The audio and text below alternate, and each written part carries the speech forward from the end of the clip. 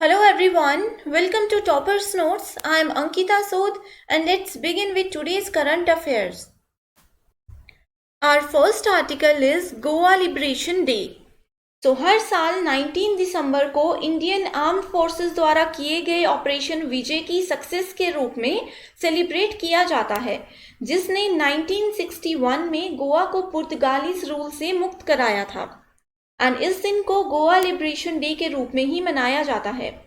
Indian history में ये वो दिन है जिसने एंटायर नेशन को फॉरेन रूल से पूरी तरह से फ्री कर दिया था।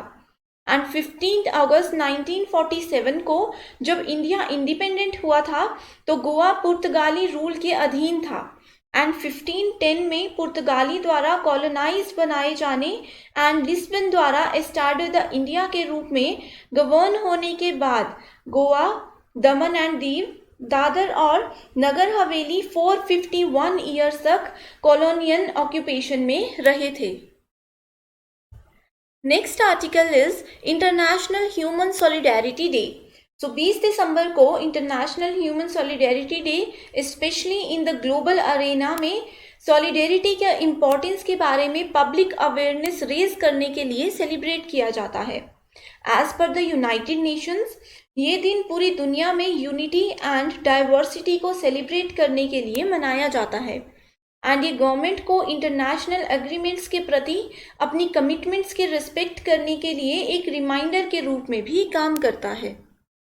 Our next article is Covovax gets WHO approval for emergency uses. So WHO stands for World Health Organization. तो वर्ल्ड हेल्थ ऑर्गेनाइजेशन ने नोवावैक्स से लाइसेंस के under serum institute of India द्वारा प्रोड्यूस्ड कोवोवैक्स को emergency use के लिए list किया है।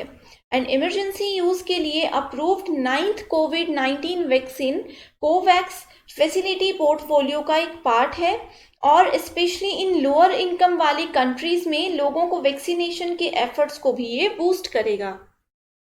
Our next article is third India Central Asia dialogue meeting. तो इंडिया ने Uzbekistan, Turkmenistan, Tajikistan and Kazakhstan के फॉरेन मिनिस्टर्स की प्रेजेंस में न्यू दिल्ली में फॉरेन मिनिस्टर्स की third India Central Asia dialogue को होस्ट किया। एंड इस मीटिंग को minister of external affairs doctor S Jaishankar ने एड्रेस किया, जिन्होंने trade, connectivity and development cooperation पर फोकस करने के साथ बायलैटरल रिलेशनशिप्स की और स्ट्रेंथ देने के लिए लीडर्स के साथ वेरियस इश्यूज पर भी विचार विमर्श किए हैं। हमारा अगला आर्टिकल है department of promotion of industry and internal trade यानी कि DPIIT ने ज़्यादा आइडियाज़ को क्राउड सोर्स करने के लिए यूनिफाइड लॉजिस्टिक्स इंटरफेस प्लेटफॉर्म यानी कि ULIP हैकेथन लॉगी एक्स लॉन्च किया है, जिससे लॉजिस्टिक इंडस्ट्री को बेनिफिट होगा।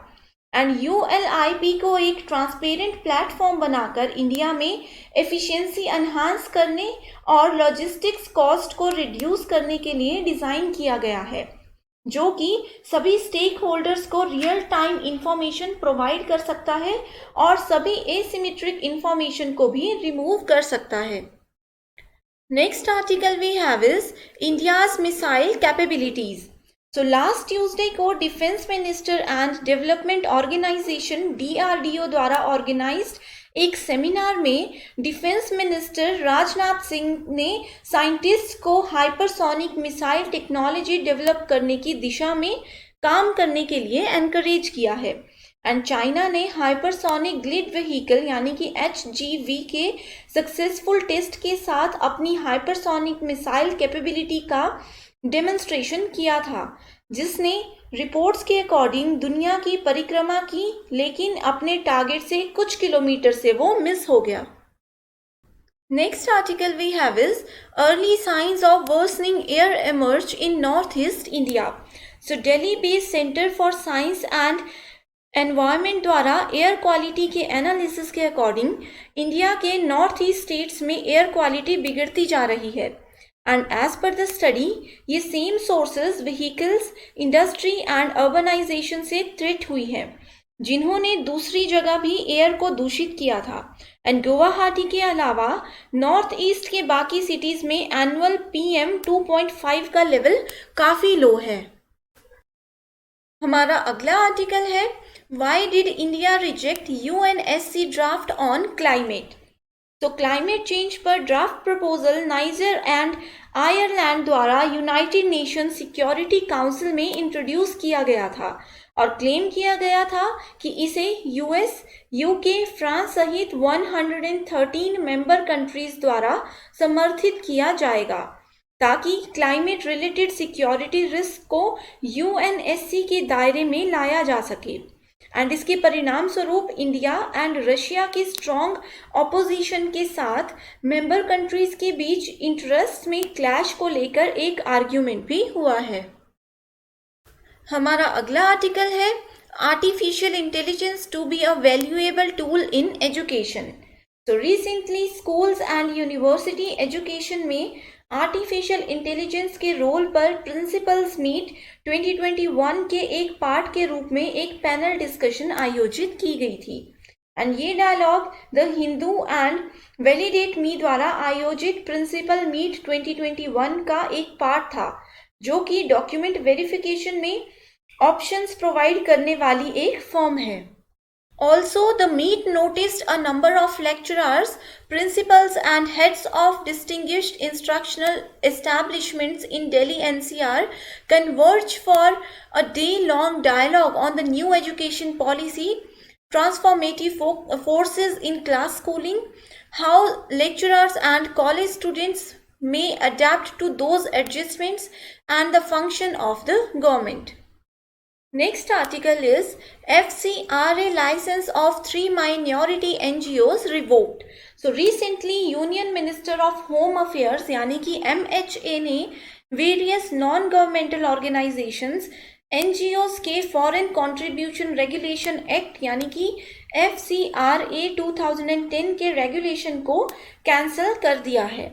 एंड FCRA लाइसेंस के सस्पेंशन का मतलब है कि NGO अब डोनर्स के फ्रेश फॉरेन फंड्स रिसीव नहीं कर सकते हैं जब तक कि होम मिनिस्टर द्वारा इसकी प्रॉपर जांच की जाती है।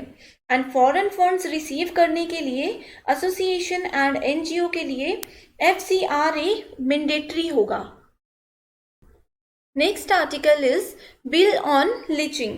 सो 18 दिसंबर को अमृतसर के श्री हरमंदिर साहिब गुरुद्वारा यानी कि गोल्डन टेम्पल में सिख संगत यानी कि सिख डिवोटीज द्वारा सिख रिलीजन की होलीएस्ट बुक श्री गुरु नानक ग्रंथ साहिब जी को डिसरिस्पेक्ट करने के एल्ज अटेम्प्ट पर एक व्यक्ति की पीट कर ही उन्होंने हत्या कर दी।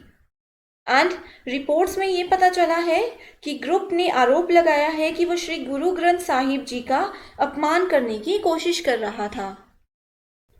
Next article we have is bill that seeks to link electoral rolls to Aadhaar to be tabled in Lok Sabha. So the election law amendment bill 2021 voter ID को आधार के साथ वॉलेंटरी जोड़ने के साथ की रिफॉर्म्स लाने के लिए पीपल एक्ट में अमेंड करना चाहता है। तो आज के लिए सिर्फ इतना ही। Thank you so much.